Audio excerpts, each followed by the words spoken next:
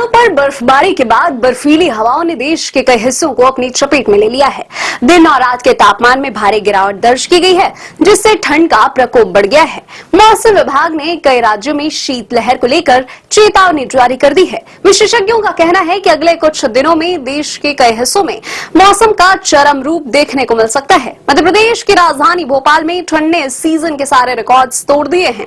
दिल्ली में बढ़ते वायु प्रदूषण और सरकार की निष्क्रियता के खिलाफ इंडिया गेट पर विरोध प्रदर्शन किया गया। खबरों के अनुसार पहाड़ों पर बर्फबारी के बाद बर्फीली हवाओं ने देश के कई हिस्सों को अपनी चपेट में ले लिया है। दिन और रात के तापमान में भारी गिरावट दर्ज की गई है, जिससे ठंड का प्रकोप बढ़ गया है। मौसम विभाग ने कई राज्यों में शीतलहर को लेकर चेतावनी जारी की है। विशेषज्ञों का कहना है कि अगले कुछ दिनों में देश के कई हिस्सों में मौसम का चरम रूप देखने को मिल सकता है। मध्य प्रदेश की राजधानी भोपाल में ठंड ने इस सीजन के सारे रिकॉर्ड्स तोड़ दिए हैं। नवंबर का महीना आते ही देश भर में मौसम में बदलाव देखने को मिल रहा है। सुबह और शाम का समय ठंडक के कारण कड़ाके की ठंड महसूस हो रही है।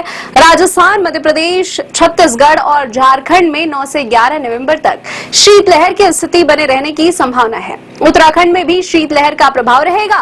नैनीताल, मसूरी, रुद्रप्रयाग में सुबह और शाम के समय ठंड बढ़ सकती है। हिमाचल प्रदेश में भारी बर्फबारी जारी है। उत्तर पश्चिम बिहार के कुछ हिस्सों में शीतलहर की संभावना है। दिल्ली और एनसीआर में तापमान गिरने की संभावना है। सुबह शाम ठंडी हवा के साथ कोहरा छाया रहेगा। राजस्थान, मध्य प्रदेश, छत्तीसगढ़ और झारखंड में 9 से 11 नवंबर तक शीतलहर की स्थिति बनी रहने वाली है। उत्तराखंड में भी शीतलहर से लोगों की मुश्किलें बढ़ने वाली है। मध्य प्रदेश की राजधानी भोपाल में ठंड ने सीजन के सारे रिकॉर्ड्स तोड़ दिए हैं। बुधवार को न्यूनतम तापमान सामान्य से 4 डिग्री कम यानी कि 9.6 डिग्री सेल्सियस दर्ज किया गया। यह पिछले 5 सालों में नवंबर के महीने में दर्ज किया गया सबसे कम तापमान है। भोपाल के अलावा प्रदेश के अन्य हिस्सों में भी कड़ाके की ठंड पड़ रही है। मौसम विभाग ने प्रदेश के 12 जिलों में अगले 24 घंटों के लिए शीतलहर का अलर्ट जारी किया है।